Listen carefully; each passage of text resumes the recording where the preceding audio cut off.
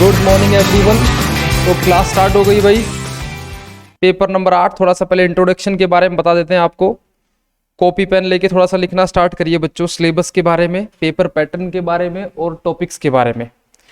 अभी आप जो मेरे साथ पढ़ेंगे, देखो अपन इंटर के लिए पढ़ाई स्टार्ट कर रहे हैं, CMA इंटर, और ये एग्ज़ाम होगा बच्चों दिसंबर 2022 के लिए या फिर जून 2023 के लिए।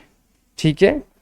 इसके अंदर बच्चों इंटर में पेपर नंबर 5 है आपका फाइनेंशियल अकाउंटिंग, अभी इसकी क्लास होने वाली है मेरे बाद। पेपर नंबर 6 है आपका लो, पेपर नंबर 7 है आपका डायरेक्ट टैक्स, और पेपर नंबर 8 है आपका कॉस्ट अकाउंटिंग। ठीक है।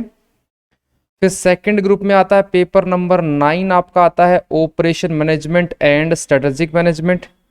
पेपर नंबर 10 आता है आपका कॉस्ट एंड FM।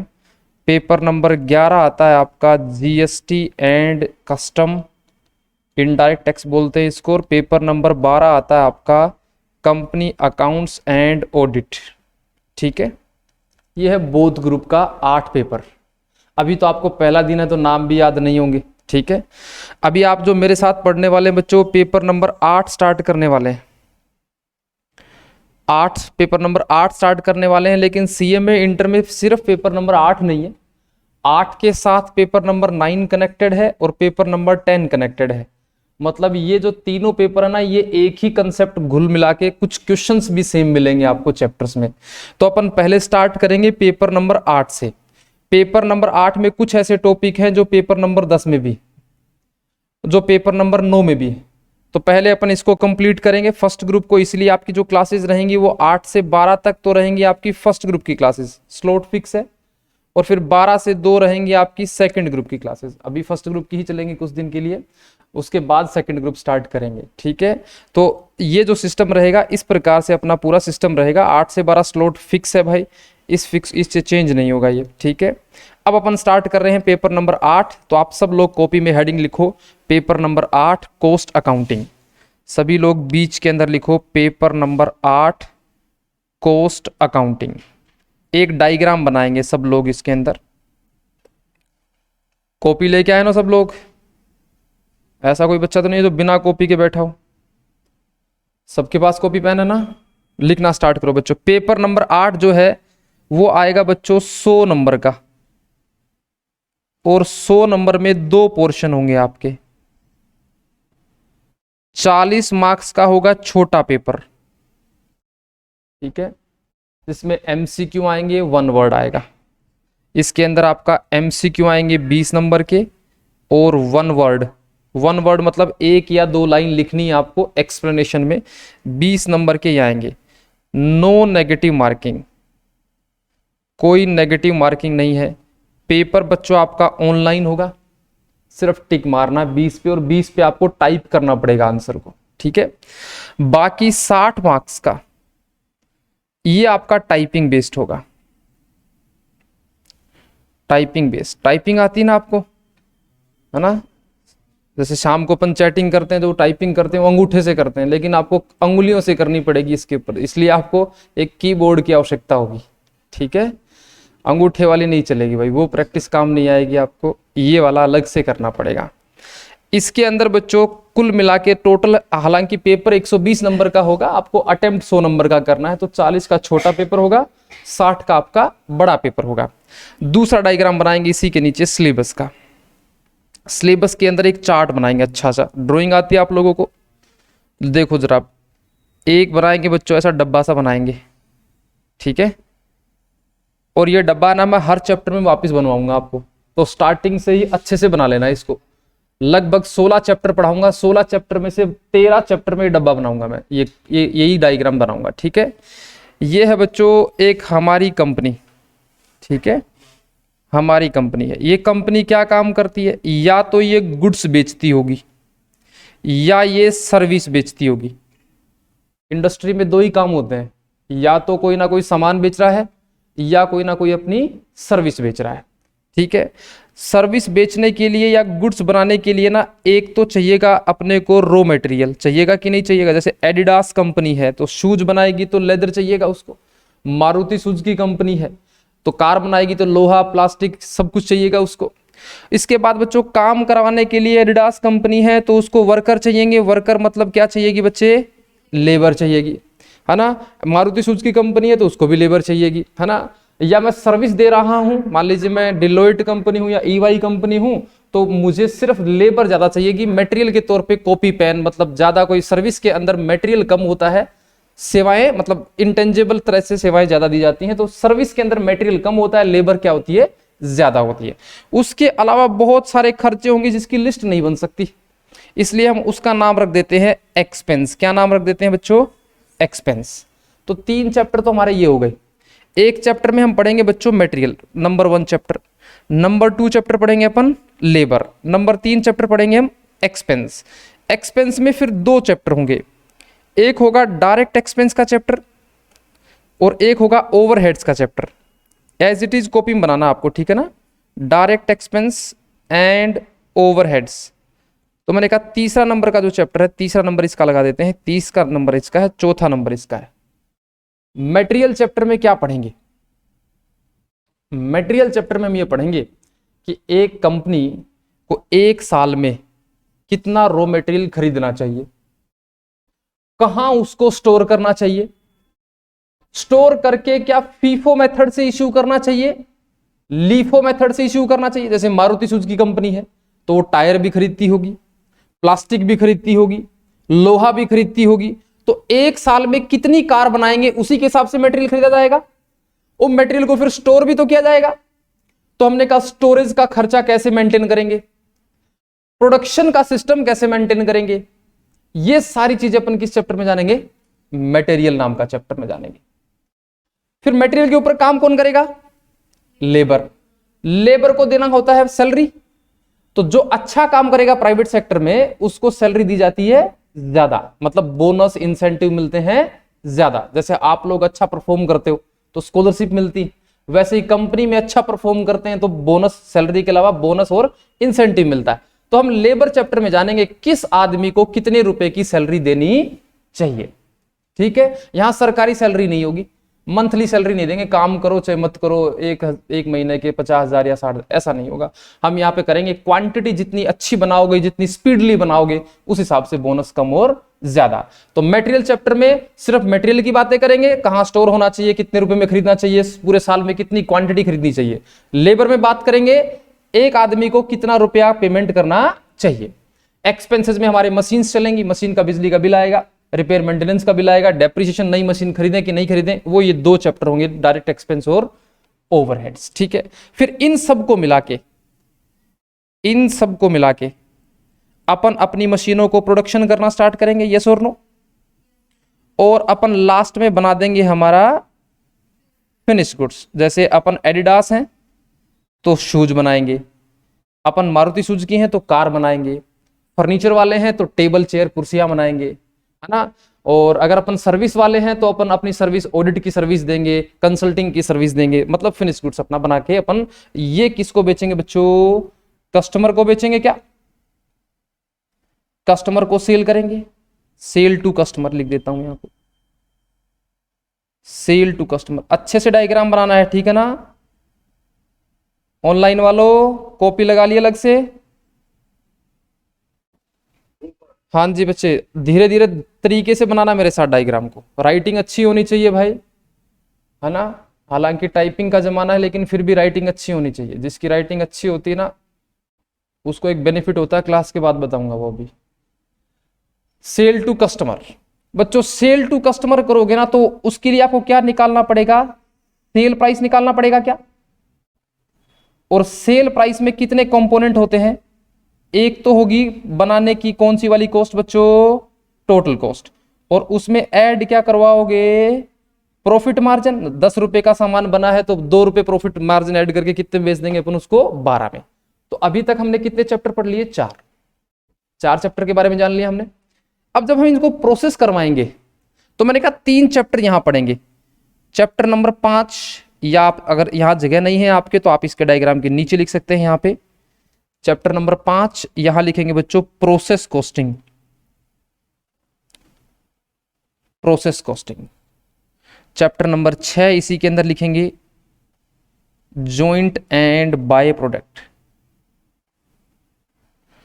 और चैप्टर नंबर 7 लिखेंगे equivalent production. Equivalent production, equivalent production, इस 3 चैप्टर ये आपस में कनेक्टेड है, तीनों चैप्टर आपस में। इसमें क्या सीखेंगे? इनमें ये सीखेंगे कि कार बनाते हैं ना तो वो एक साथ नहीं बनती, वो प्रोसेस वाइज बनती है। पहले उसका बाहरी बक्सा बनाया जाएगा, फिर इंजन बनाया जाएगा, इंजन में फिर कार को फिट किया जाएगा, मतलब 3-4 प्रोसेस में होकर सामान बनता है। अगर मैं ऑयल बना रहा हूं, सरसों का तेल या फिर अपन खाने वाले तेल या नारियल का तेल, तो वो एक साथ नहीं बनता। पहले रॉ मटेरियल को प्रोसेस किया जाता है, फिर रिफाइन किया जाता है, फिर फिनिश किया जाता है। तो हम यहाँ पे पढ़ेंगे कि अलग अलग प्रोसेस में कितना कितना खर्चा लग रहा है।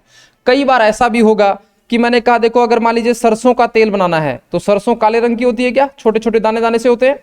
अगर मैं उसको पीस के तेल निकालता हूं बच्चों, तो तेल के साथ एक चीज और भी बनती है अपने आप से, एक वेस्ट बनता है ना।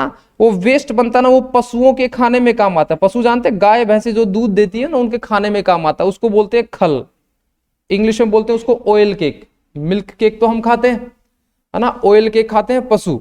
तो मैंने कहा ये ऑयल केक है ना, ये अपने आप बन गया। आपने तो बनाया कौन सा था? सरसों से तेल बनाया, लेकिन अपने आप से क्या बन गया? एक प्रोडक्ट और बन गया जो पशुओं के खाने में काम आएगा, वो भी मार्केट में बिकता है।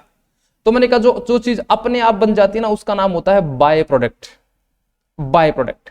जैसे मैंने कहा, मैंने को दूध को मुझे प्रोसेस करना है, दूध को प्रोसेस करके मैंने एक तो मैं घी निकालना चाहता हूं, तो घी के साथ साथ कुछ चीज और भी बनेगी क्या अपने आप?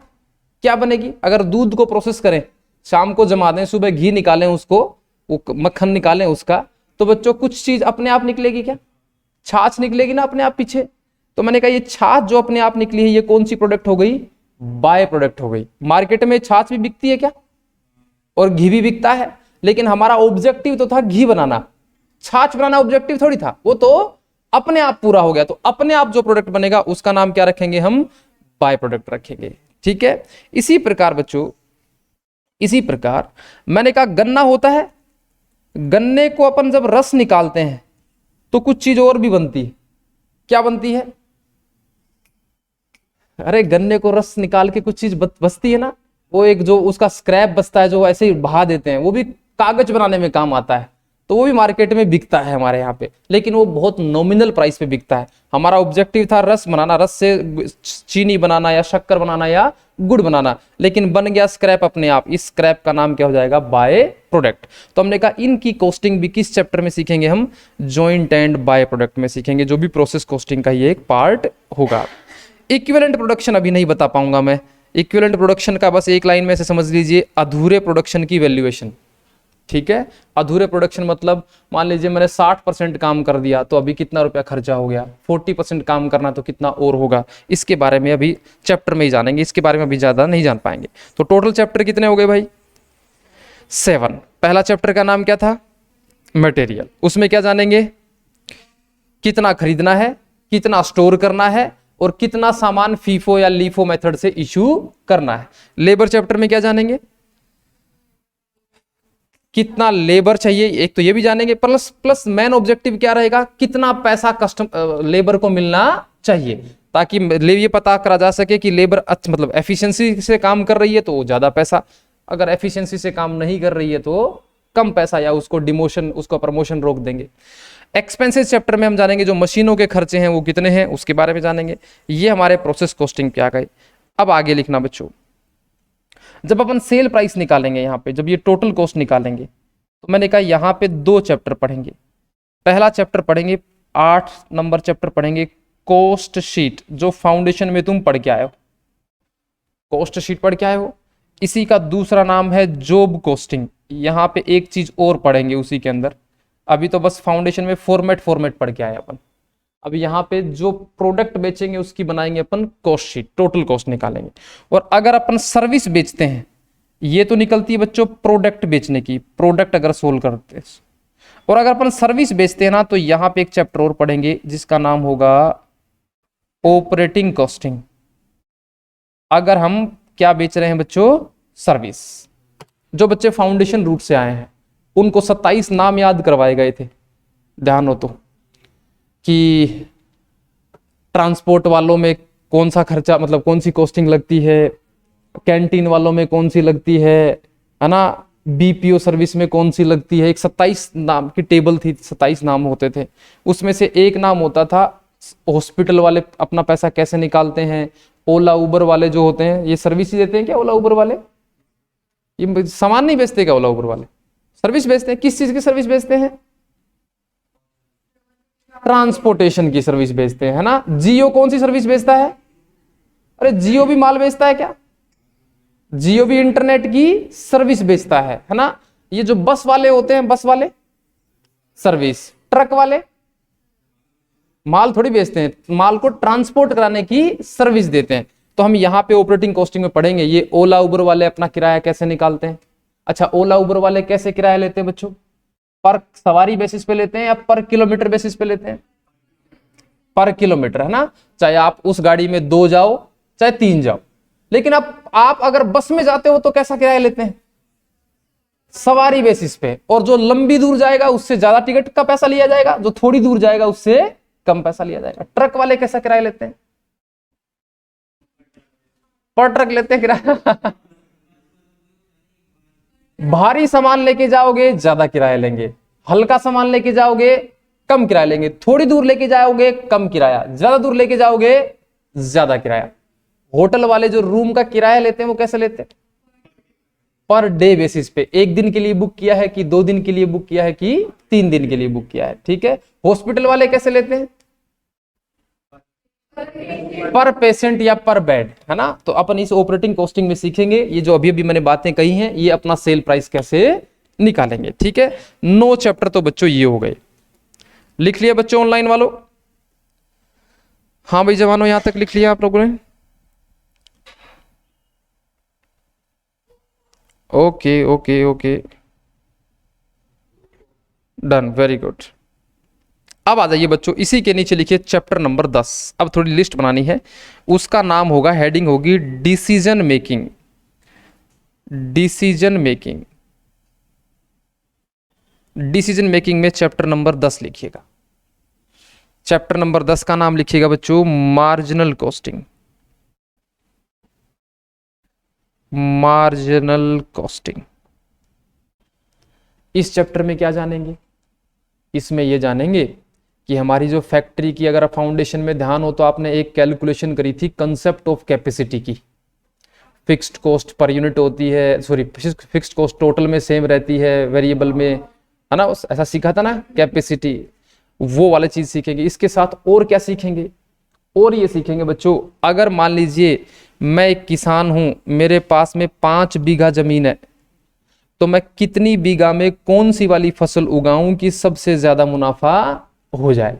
मतलब अपने रिसोर्सेज का अधिकतम यूज कैसे करें, ये अपन सीखेंगे। कौन से चैप्टर में? मार्जिन। मैं पार्ले जी कंपनी हूं तो मैं देखूंगा कि कौन सा वाला बिस्किट ज्यादा बेचूं ताकि प्रॉफिट। पार्ले जी के कई बिस्किट आते हैं, एक तो 4 रुपए वाला आता है, वो 5 वाला, और 20 भी उस पार्ले जी का ही है। ये ओरियो भी पार्ले जी बनाती शायद, मेरे ऊपर, है ना। पार्ले के ही प्रोडक्ट है ये। उसके ऊपर देखना आप, लिखा मिलेगा कहीं ना कहीं, पार्ले के ही प्रोडक्ट है ये सारे, है ना। हैप्पी बिस्किट है, ये जितने भी बिस्किट के ब्रांड है। तो मैंने कहा एक कंपनी अलग अलग प्रोडक्ट में डील करती, कौन सा प्रोडक्ट कितना बनाना चाहिए ताकि मुनाफा सबसे ज्यादा हो, ये डिसीजन सीखेंगे अपन मार्जिनल कॉस्टिंग में। दूसरा, मशीन नई खरीदें कि पुरानी खरीदें, इसी चैप्टर में जानेंगे। जैसे आप और हम दैनिक जीवन में, जैसे मान लीजिए आप सीएम में बन जाओगे तो गाड़ी घर लोगे, आप भी कभी ना कभी तो लोगे गाड़ी वगैरह। तो गाड़ी के बारे में एक डिसीजन आता ना कि पेट्रोल वाली लें कि डीजल वाली लें। आजकल एक और हो गया है, पेट्रोल लें कि डीजल लें कि इलेक्ट्रिक लें। तो हमने कहा यहां पे ये डिसीजन भी काउंट करेंगे अपन कि कौन सी वाली मशीन हमको खरीदनी चाहिए। ओके, 11 नंबर चैप्टर लिखो बच्चों इसी के नीचे। 11 नंबर चैप्टर में लिखना बजट। बजट। और 12 नंबर चैप्टर में लिखना यहां पे स्टैंडर्ड कॉस्टिंग। लो बच्चों, ये भी डिसीजन मेकिंग के ही हैं। बजट होता है क्या? आपके घर का भी बजट होता है खर्च करने का, ऐसे ही एक कंपनी का भी बजट होता है खर्च करने का, कि रॉ मटेरियल कितना खरीदेंगे उसका बजट, लेबर को कितना पैसा दे देंगे उसका बजट, ओवरहेड पे कितना लगाएंगे उसका बजट, है ना। अभी अभी भारत सरकार ने ना हर बार बजट तो जारी करती है भारत सरकार भी। अभी अभी आपको ध्यान हो तो न्यूज में एक बात आई थी कि आज के बाद जो भारतीय सेना में जो भर्तियां होंगी वो 4 साल के लिए होंगी। ऐसा सुना है न्यूज आपने, या रील्स ही देखते हो बस? न्यूज वगैरह देखते हो क्या थोड़े बहुत? न्यूज देखते हो थोड़ी बहुत? तो मैंने कहा इंडियन आर्मी ने बच्चों, इंडियन आर्मी ने बोला कि 4 साल तक ही हम एक आदमी को रखेंगे। ऐसा फैसला लेने के पीछे उन्होंने क्या तर्क बताया कि जो फिक्स एम्प्लॉय होते हैं उनको सैलरियां बहुत ज्यादा चली जाती हैं, फिर उनको पेंशन देनी पड़ती है, तो आर्मी का खर्चा है वो नए रिसोर्सेज खरीदने में नहीं हो रहा है, सिर्फ सैलरियां देने में ज्यादा हो रहा है। इसका मतलब इंडियन आर्मी का जो बजट था वो बजट है ना सैलरी में ज्यादा खर्च हो रहा है। इसलिए उन्होंने ये डिसीजन लिया कि अब से जो भर्तियां कितनी की होंगी, 4 साल के लिए होंगी और परमानेंट एम्प्लॉय नहीं रखे जाएंगे। इसी प्रकार हम भी अपनी कंपनी के हिसाब से बजट तय करेंगे कि रॉ मटेरियल कितना खरीदें, लेबर को परमानेंट रखें कि टेम्परेरी वाली लेबर रखें, मशीन किराए पे ले कि अपन खुद की खरीद लें, है ना। तो ये जो सारे बजट चैप्टर में डिसाइड होगा कि अपने पास जितना फंड है उसको अलोकेट कहां कहां अपने को करना चाहिए, हमको लोन लेना चाहिए या लोन नहीं लेना चाहिए, इस बारे में सारी जानकारियां रहेंगी बजट चैप्टर में। ओके, एंड लास्ट चैप्टर है बच्चों डिसीजन मेकिंग का, स्टैंडर्ड कॉस्टिंग। स्टैंडर्ड कॉस्टिंग, अगर जो बच्चे फाउंडेशन पास करके आए तो एक बात मुझे बताएंगे, फाउंडेशन के अंदर अपन ने एक चीज पढ़ी थी कॉस्ट कंट्रोल, और एक चीज पढ़ाई थी मैंने कॉस्ट रिडक्शन। पढ़ाया था क्या? याद है थोड़ा थोड़ा? 2-3 एमसीक्यू क्वेश्चन भी आते थे इसके, 2 तो अपने उसमें मॉड्यूल में ही थे। कॉस्ट कंट्रोल का मतलब क्या होता है कि पहले एक लिमिट सेट करो और एक्चुअल काम उसी लिमिट में क्या कर दो, परफॉर्म कर दो। जैसे मेरे को पेन बनाना है, या मेरे को कार बनानी है, या मेरे को फर्नीचर बनाना है, या एडिडास कंपनी शूज बनानी है, तो वो शूज बनाने से पहले डिसाइड करती है ना कि ये शूज 10,000 के अंदर अंदर बन जाना चाहिए, 9 के अंदर अंदर बन जाना चाहिए। जैसे गाड़ियां जो लोग बनाते हैं तो ऐसे थोड़ी ना है कि बन गई फिर बेच लो, नहीं, पहले डिसाइडेड होता है कि ये किस सेगमेंट की कार होगी। तो हमने कहा किस सेगमेंट की कार होगी, तो इसका मतलब आप एक लिमिट लगाएंगे कि ये वाली कार 5 लाख से नीचे नीचे वाले सेगमेंट में होगी, यस और नो। फिर आप देखेंगे कि 5 लाख रुपए में कार बनाएंगे तो मटेरियल कितने का लग जाना चाहिए, लेट सपोज 2 लाख रुपए का लग जाना चाहिए, लेबर कितने की लग जानी चाहिए, लेट सपोज 1 लाख रुपए की लग जानी चाहिए, ओवरहेड्स जो है अदर एक्सपेंसेस हैं बच्चे हमारे, जो ओवरहेड्स हैं वो लगने चाहिए 2 लाख रुपए के, वो लग जाने चाहिए। तो इस प्रकार कार कितने की बन जानी चाहिए, 5 लाख, ये लिमिट सेट हो गई। फिर आप कार को एक्चुअल में बनाते हैं तो क्या जरूरी थोड़ी है दो में ही बने, कम और ज्यादा दोनों हो सकता है। जैसे आप अगर जब तैयारी करते हैं एग्जाम की तो आप सोचते हैं ना कि भाई मैं तो 50 नंबर के लिए पढ़ लेता हूँ, 50 नंबर आ जाए भगवान की दया से, है ना, सुबह शाम अगरबत्ती जलाएंगे। क्या एक्चुअल में 50 आते हैं? क्या नहीं आते ना। क्या होता है, एक्सपेक्टेशन वर्सेस रियलिटी वाला खेल होता है ना। एक्सपेक्टेशन तो अलग होती है, जैसे वो मीम्स नहीं देखते क्या अपन फेसबुक पे, है ना। एक्सपेक्टेशन क्या होती है, जैसे अपन थाईलैंड वगैरह जाते हैं, एक्सपेक्टेशन वर्सेस रियलिटी। तो वैसे ही मैंने कहा ये एक्सपेक्टेशन है हमारी, वर्सेस रियलिटी कौन सी होगी बच्चों? मैंने कहा 2 लाख का काम हो सकता है 2,10,000 में हो, तो बताओ बच्चों कितने रुपए ज्यादा लग गए, 10,000। इस 10,000 का नाम रखेंगे वेरियांस। क्या नाम रखेंगे? वेरियांस। इस 10,000 लगने के ज्यादा रीजन क्या रहे, उस वेरियांस के रीजन फाइंड आउट करेंगे और कोशिश करेंगे कि अगली बार जो लिमिट सेट की जाए उसी लिमिट में काम को परफॉर्म भी किया जाए। ये सारी चीजें, ये जो कंट्रोलिंग का काम है, ये कौन से चैप्टर में जानेंगे? Standard cost. कि पेन जितने में सोचा, कार जितने में सोची, रेडीमेड गारमेंट आपने बनाने की सोची, जो भी प्रोडक्ट आपने बनाने की सोची, उसमें आपने जो लिमिट सेट करी थी उस लिमिट को आप अचीव कर पाए कि नहीं कर पाए, उसके जो रीजन रहे उस रीजन का बाइफर्केशन कहां पे पढ़ेंगे? स्टैंडर्ड कॉस्टिंग में। तो 12 चैप्टर तो बच्चों ये हो गए, 12 चैप्टर, ठीक है। ओके, अब कुछ चैप्टर और भी हैं छोटे छोटे। क्या क्या चैप्टर हैं? तो एक छोटी सी हेडिंग इसी के पास में लिखेंगे, other topics. Other topics, other topic में क्या क्या आएंगे बच्चे? पहला 13 नंबर टॉपिक लेना, 13 नंबर में लिखना कॉन्ट्रैक्ट कॉस्टिंग। Contract costing. इसमें क्या पढ़ोगे भाई? कॉन्ट्रैक्ट का मतलब देखो, एक तो आप फाउंडेशन में पढ़ के आए हैं कॉन्ट्रैक्ट एक्ट, है ना, यहाँ पे वो एक्ट नहीं पढ़ेंगे। यहाँ पे कॉन्ट्रैक्ट का मतलब है कंस्ट्रक्शन का जो काम करते हैं। तो कंस्ट्रक्शन का काम करते हैं ना, तो मैं मान लीजिए घर का मालिक हूं, मुझे घर बनवाना है भाई बढ़िया वाला, और आप हैं ठेकेदार। ठेकेदार को इंग्लिश में बोलते हैं कॉन्ट्रैक्टर, ठीक है ना। आप और हमारे बीच में एक एग्रीमेंट होगा कि इतने साल में घर बना दिया जाएगा, 2 करोड़ रुपए लगेंगे, इतने इतने समय पे आपको ये देने पड़ेंगे। ये जो कॉस्टिंग होती है, हम एज ए कॉन्ट्रैक्टर इस चैप्टर को पढ़ेंगे कि एक घर अगर हम किसी कस्टमर को बना के दें तो वो घर कितने रुपए का बना के दें। इसके लिए अपन कौन सा चैप्टर पढ़ेंगे बच्चों? कॉन्ट्रैक्ट कॉस्टिंग, ठीक है। 14 नंबर चैप्टर लिखिएगा, integral and non integral accounts. Integral and non integral accounts. लो बच्चों, ये है चैप्टर, एक अच्छा मुश्किल चैप्टर है ये। जैसे एक छोटी सी बात से समझा दूंगा मैं आपको ये बात। परचेज करने की क्या एंट्री होती है? सामान को परचेज करते हैं तो क्या एंट्री होती है? Purchase account debit to cash. आपने 10 रुपए का सामान परचेज कर लिया, आप एडिडास कंपनी, तो 10 रुपए का लेदर आपने परचेज कर लिया। फिर आप इसको फैक्ट्री में यूज करते हैं, यस और नो? यूज करके इसका क्या बनाते हैं आप? फिनिश गुड्स, मतलब शूज बनाते हैं। तो एक होती है फाइनेंशियल अकाउंटिंग। अभी अपन कौन सी अकाउंटिंग के बारे में जान रहे हैं? कॉस्ट अकाउंटिंग के बारे में। तो मैंने कहा फाइनेंशियल अकाउंटिंग में तो ये एंट्री हो गई खरीदने की, लेकिन कॉस्ट अकाउंटिंग में मैंने कहा यूज करने की भी एंट्री होती है। खरीदने की तो एंट्री हो गई, मैंने कहा इस सामान को यूज किया। मान लीजिए 10 रुपए का सामान लेके आए और यूज अभी 8 रुपए का ही किया, तो प्रोडक्ट की कॉस्ट में 10 रुपए जोड़ोगे कि 8 रुपए जोड़ोगे? 8 ही जोड़ेंगे। और हमने कहा 8 रुपए की एक एंट्री और करनी पड़ेगी। ये 8 रुपए की एंट्री कैसे होगी ये जानेंगे हम, integral and non integral accounts. देसी भाषा में समझ लो, कॉस्टिंग में जनरल एंट्रियां कैसे होती हैं ये जानेंगे चैप्टर नंबर 14 में, ठीक है। फाइनेंशियल अकाउंटिंग की अलग एंट्रियां होती हैं, कॉस्ट अकाउंटिंग में कुछ एंट्रियां और भी होंगी, जो यूज करना, इश्यू करना, इसकी एंट्रियां होंगी। इस चैप्टर को अपन पढ़ेंगे 14 नंबर चैप्टर में, ठीक है। 15 नंबर चैप्टर लिखो बच्चों, 15 number, reconciliation. Reconciliation of costing profit with finance profit.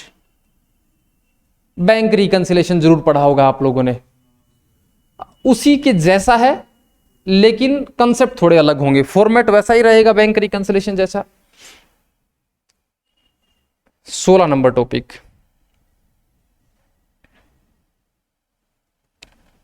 Theory, cost accounting standards. बच्चों फाउंडेशन में पढ़ के आए हो क्या? ऑनलाइन वालों फाउंडेशन में पढ़े हैं क्या तुमने कॉस्ट अकाउंटिंग? फाउंडेशन से कौन कौन बच्चे एक बार अपना नाम लिखेंगे चैट बॉक्स में, सभी बच्चे फाउंडेशन जो एग्जाम दे के आए हैं, जो फाउंडेशन रूट से हैं।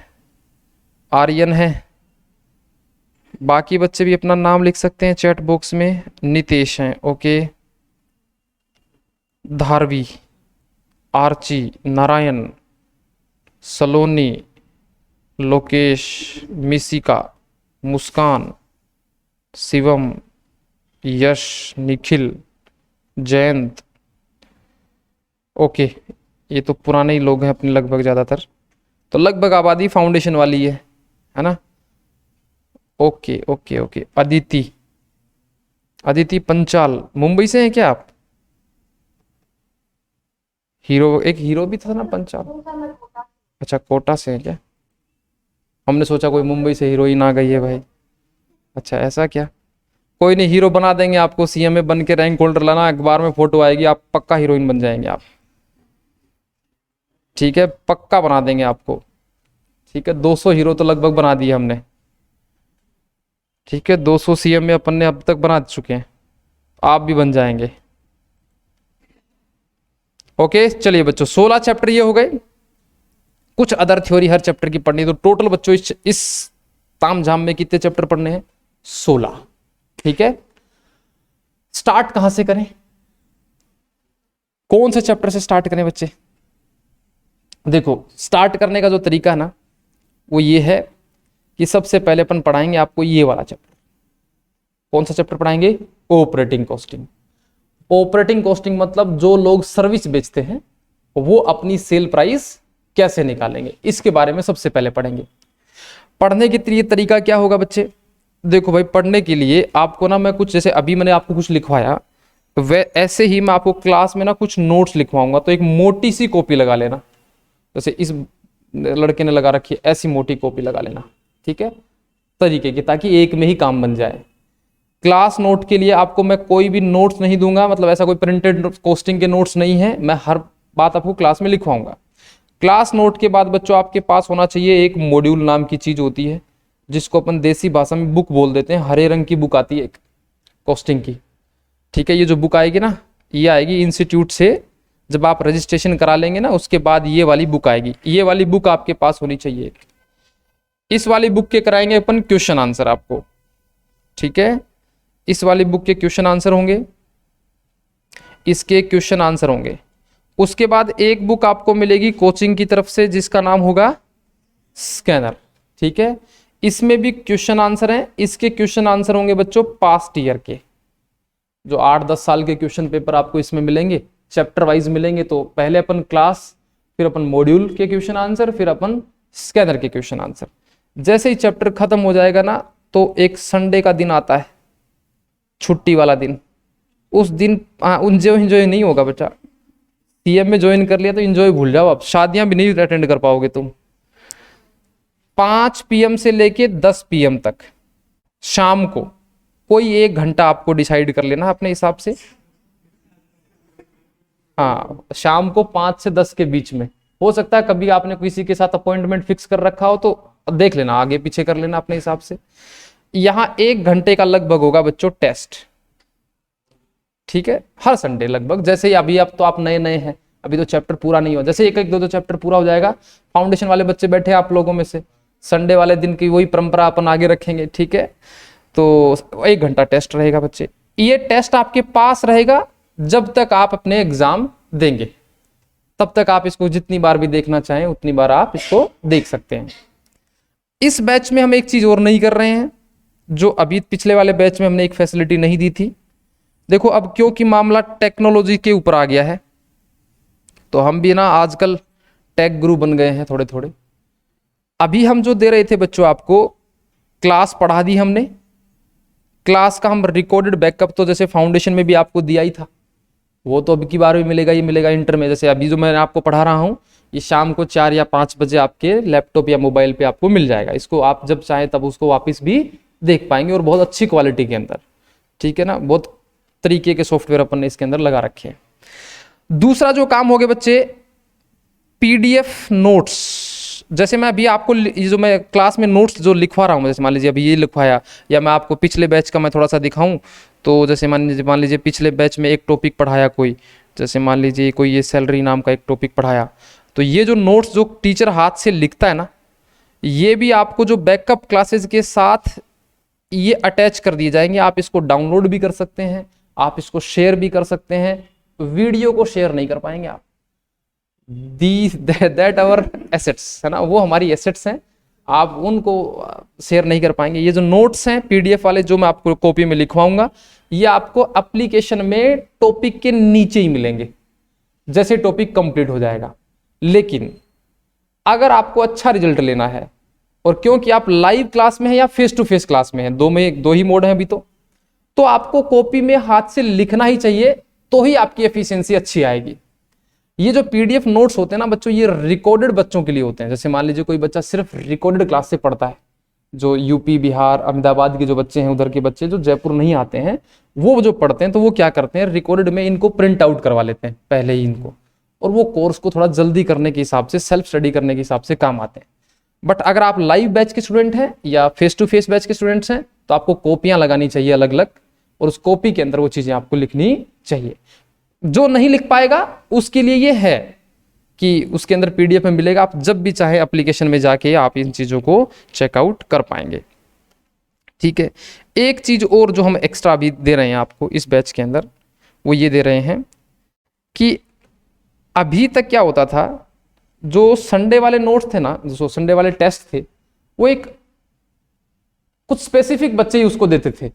जैसे इस बैच में मान लीजिए लगभग 120 बच्चे हो जाएंगे। 120 बच्चे ना संडे को टेस्ट सारे बच्चे देते नहीं है, किसी को जरूरी काम हो जाता है, किसी अंबानी के साथ मीटिंग होती है किसी के संडे वाले दिन। तो अभी तो क्या था कि संडे संडे को ही टेस्ट होते थे। अब हम इसमें हमने जो अपना टेक्निकल स्टाफ है उससे बात करी कि हम उस टेस्ट को एक्टिवेट करवाना चाहते हैं, मतलब जब चाहे बच्चा तब उसको दे दे, अपने हिसाब से भी दे दे। अभी ये हमने अप्लाई इस बैच में हम लगभग कर देंगे इसको। अभी तो आपको संडे वाली ही परंपरा फॉलो करनी है कुछ दिन के लिए, उसके बाद हम ये वाली परंपरा भी फॉलो कर देंगे। ठीक है, इसके अलावा बच्चे अभी तक जो टाइपिंग के टेस्ट नहीं होते थे, सिर्फ एमसीक्यू बेस्ड टेस्ट लेते थे फाउंडेशन में आपके, इस बैच में टाइपिंग वाले टेस्ट भी होंगे। मतलब आपको कीबोर्ड के ऊपर तरीके से पूरा टाइप करना पड़ेगा, क्योंकि एक्चुअल एग्जाम जो है वो टाइपिंग का है। तो ओवरऑल इस बैच में आपके लगभग जितने भी संडे होंगे आप उतने टेस्ट आप लगा लीजिए। टेस्ट भी दे लेंगे तो भी नैया पार हो जाएगी आपकी आराम से। ठीक है, टेस्ट के क्वेश्चन भी पढ़ के चले जाएंगे ना तो भी पास हो जाएंगे, चाहे क्लास मत लो कल से ही। टेस्ट घोट जाओ, बस जितने भी टेस्ट होना वो सारे के सारे रीड आउट कर लो उनको बार बार। एक्चुअल एग्जाम में वैसे फाउंडेशन के एग्जाम दिए ही आपने, है ना, इंटर के भी वैसे ही हो जाएंगे आपके। पिछले बैच में ऑल इंडिया रैंक 1 आई थी अपनी फाउंडेशन में, अब की बार भी ये बच्चों में रैंक आएंगी, और अब की बार इंटर के अंदर टॉप 10 में से भी 7 या 8 रैंक होंगी अपनी। अभी वाले में नहीं, जून वाले में ही 4-5 रैंक्स हैं। जो दिसंबर वाला जो यस वाला बैच है ना, सो खूब रैंक आएंगे, खूब भर के। अभी जो दिसंबर में एग्जाम आपके साथ कुछ बच्चे देंगे, फिर बाद में देंगे। तो कंटिन्यूटी के लिए 2 फैक्टर हैं भाई, क्लास छोड़ देना कभी कभार चलेगा, टेस्ट नहीं छोड़ने का है भाई। ये तो नॉर्मल लॉस है ना, 100 दिन की क्लास होती है तो लगभग बच्चा 90 दिन 92 दिन या 80 दिन की क्लास अटेंड करता है, लेकिन टेस्ट नहीं छोड़ोगे तो बेड़ा पार हो जाएगा। ठीक है, लेजेंड्स की कैटेगरी में नहीं आना है आप लोगों को, स्टूडेंट की कैटेगरी में ही रहना है बैच के अंत तक। ठीक है, जून में कम बच्चे होते हैं तो कंपटीशन आपका कम बच्चों से है, तो रिजल्ट बहुत अच्छा जाएगा। ठीक है, और आपका ये जो बैच है 10 फरवरी को खत्म हो जाएगा बोथ ग्रुप वालों का, और जो बच्चे फर्स्ट ग्रुप करना चाह रहे हैं उनका लगभग अक्टूबर एंड नवंबर मिड के अंदर ये बैच खत्म हो जाएगा। फर्स्ट ग्रुप वालों का, फर्स्ट ग्रुप का सिलेबस तब तक खत्म हो जाएगा आपका। हाँ, नवंबर मिड तक फर्स्ट ग्रुप खत्म हो जाएगा आपका। ठीक है, तो ये डिटेल थी भाई जो अपने को इंट्रोडक्शन देना था आज अपने को। डन। और इंटरनेट कनेक्शन सबके घर पे होना चाहिए, क्योंकि इंटरनेट बहुत सारा यूज होगा। आप जब क्लासेस देखेंगे, बैकअप क्लासेस देखेंगे तो इंटरनेट से ही देख पाएंगे, है ना। एप्लीकेशन में रोज जो क्लासेस मिलेंगी तो वाईफाई घर पे लगवा लेना, और एक लैपटॉप मस्ट है, या फिर पीसी हो घर पे तो भी काम चल जाएगा, है ना। बिना हथियारों के जंग के मैदान में नहीं उतरना भाई। ठीक है, तो ये लैपटॉप आपको मस्ट है। टैबलेट वैबलेट नहीं चलेगी, लैपटॉप। और लैपटॉप में ना ज्यादा हाईफाई मत लेना, कोई सोचे मैं तो एप्पल के ले लेता हूं, है ना, इतना अमीर आदमी भी नहीं चाहिए हमको। विंडोज की लैपटॉप लेने हैं आपको। विंडोज समझते हैं आप, है ना। विंडोज ऑपरेटिंग सिस्टम होता है ना, और विंडोज 10 तो कम से कम आज नया लेते हैं तो 10 या 11 आता है, पुराने 7 वाले नहीं चलेंगे भाई। उसके अंदर तुम फिर मेरे को कॉल करोगे सर इसमें ये एरर आ गया, इसमें वो एरर आ गया, इसमें ये आ गया। 7 वाले सिस्टम नहीं चलेगा, 7 आउटडेटेड हो चुका है। 10 या 11 वाला हो तो आपकी सॉफ्टवेयर वगैरह है वो सारे स्मूथ तरीके से चलेंगे। ठीक है, एंड्रॉयड मोबाइल में बैकअप मिल सकता है आपको, या फिर विंडोज में भी। कोशिश करें, जो बच्चे ऑनलाइन देख रहे हैं बच्चों, आपके लिए भी एक छोटी सी बात और बता देता हूं बैच स्टार्ट होने से पहले। देखो, आपकी आंखें हैं ना वो बहुत कीमती हैं, और अभी आपकी बहुत छोटी उम्र है, बहुत कुछ देखना बाकी है आपको अभी जीवन में। इसलिए कृपया करके जो बच्चे अभी मोबाइल पे क्लास देख रहे हैं वो मोबाइल पे ना देखें क्लास को, क्योंकि ये जो बोथ ग्रुप की क्लासेज है ना, ये 450 घंटे तो होगी फर्स्ट ग्रुप, और 380 घंटे की क्लास होगी सेकंड ग्रुप की। इतने घंटे लगातार मोबाइल में देखोगे ना तो तुम बहुत कुछ जिंदगी में नहीं देख पाओगे फिर बाद में। इसलिए कृपया करके क्या करें, बड़ी स्क्रीन रखें, लैपटॉप रखें, टैबलेट रखें, या घर का टीवी यूज कर सकते हैं आप। अगर एंड्रॉयड टीवी आपके पास है तो जूम वगैरह उसमें चलता है तो उसमें पढ़ सकते हैं। टैबलेट हो या फिर एक कोई और जुगाड़ करो, कुछ ना कुछ बड़ी स्क्रीन, कम से कम 15-16 इंच की स्क्रीन जरूर जरूर हो। ठीक है।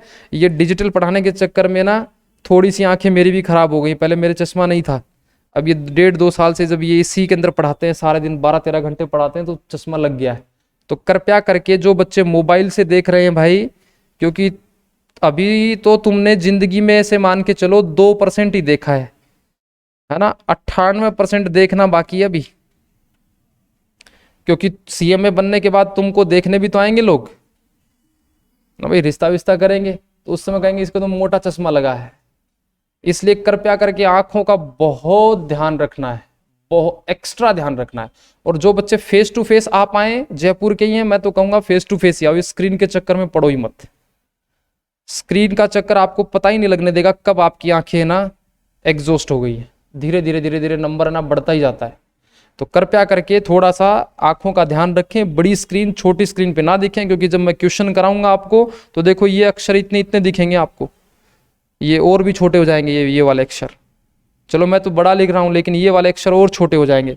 तो कृपया करके बड़ी स्क्रीन रखें, मोबाइल की स्क्रीन से बिल्कुल ना पढ़ें, एक दिन भी ना पढ़ें। मोबाइल से सिर्फ आप रील्स देखें, एंजॉय करें बस ना, बाकी काम नहीं करना मोबाइल पे। डन बच्चों, तो आज के लिए अपन इतना ही रख रहे हैं। कल से अपन टॉपिक स्टार्ट करेंगे आपके पास में, ऑपरेटिंग कॉस्टिंग नाम का अध्याय स्टार्ट करेंगे। तो ये चार्ट आपको बनाना है। लगभग मैं बता देता हूं एक बात और, इसको पूरा करवाने में मैं आपको लूंगा 120 घंटे की क्लास लूंगा। ठीक है, टोटल अपने को 120 घंटे में इसको स्वाहा कर देंगे। 120 घंटे के बाद बच्चों, जो मैंने स्टार्टिंग में आपको बताया ना, ये वाला काम कितने घंटे का हो गया, 120। फिर पेपर नंबर जो 9 आएगा ना, और पेपर नंबर जो 10 आएगा, इसके अंदर 70 मार्क्स का पोर्शन और इसके अंदर 50 मार्क्स का पोर्शन, ये इन्हीं से कनेक्टेड है। ठीक है, तो सेकंड ग्रुप थोड़ा सा छोटा पड़ेगा आपको हल्का लगेगा, क्योंकि 380 घंटे के आसपास ही है, ये 450 घंटे के आसपास है। तो इसलिए सेकंड ग्रुप और भी छोटा हो जाएगा अगर फर्स्ट ग्रुप अपन तरीके से पढ़ लेंगे तो। और कोई किसी बच्चे को कुछ पूछना हो तो पूछ सकता है। आज की सभा को यहीं विराम देते हैं हम, फिर नेक्स्ट क्लास का समय हो जाएगा आपका। आपका नाम क्या madam? Vaidika, Vaidehi, unique name. आपका नाम क्या है? अक्षिता। आपका नाम? यश अग्रवाल। जनाब समय, ओनली समय। कितने अच्छे नाम। कोई पूजा प्रीति नहीं है आप में? पूजा प्रीति, पिंकी टाइप कोई लड़की, ऐसा कॉमन नाम? आपका नाम क्या है? सिया। अगर ये तो पुराने हो गए आप लोग, तो आपकी इज्जत तो खत्म हो गई है ना। पहले दिन ही पूछते हैं बेटा क्या नाम है आपका। ये यश है, इनको तो पहले जानते हैं। आपका नाम क्या है? ईशांत, निशांत। और आपका? अतिशय। ठीक है भाई, ऑनलाइन वालों मेरा नाम बता दूं? मेरा नाम है भाई, देखो थोड़ा अजीब सा लगेगा आपको नाम, है ना। ऐसे ऐसे हंसते हैं मेरे नाम पे, इसलिए मैं कम बताता हूँ, है ना। नाम है मेरा धर्मेंद्र। ठीक लगा या और रख लें कोई नाम? ठीक है, धर्मेंद्र पूनिया मेरा नाम है। 2013 से लेके आज हो गई 2022, इसी कोचिंग में पाया जाता हूं मैं। ठीक है, नहीं और कहीं नहीं पाया जाता मैं, है ना। यहीं पे प्रकट हुए थे और अभी यहीं पे हैं, और लगभग 3-3.5 साल के बाद रिटायरमेंट लेने का प्लान है, फिर अपने गांव चले जाएंगे हम वापस। सीएमए किया हुआ है बच्चों मेरा 2016 में, इसी कोचिंग से पढ़ के किया हुआ है ना, और इसी में पढ़ाने का मौका मिल गया। हाँ ठीक है, तो ये था, थोड़ा सा और जान जाओगे मेरे बारे में धीरे धीरे धीरे धीरे धीरे। आज तो अपन ने सिलेबस के बारे में जान लिया है। अभी तो आप मेरे को इंस्टाग्राम पे भी तो फॉलो करेंगे, नहीं करेंगे क्या? करेंगे ना? हाँ, मैं सबको फॉलो बैक करता हूँ, ये लांछन नहीं लगाएंगे मेरे ऊपर। हाँ,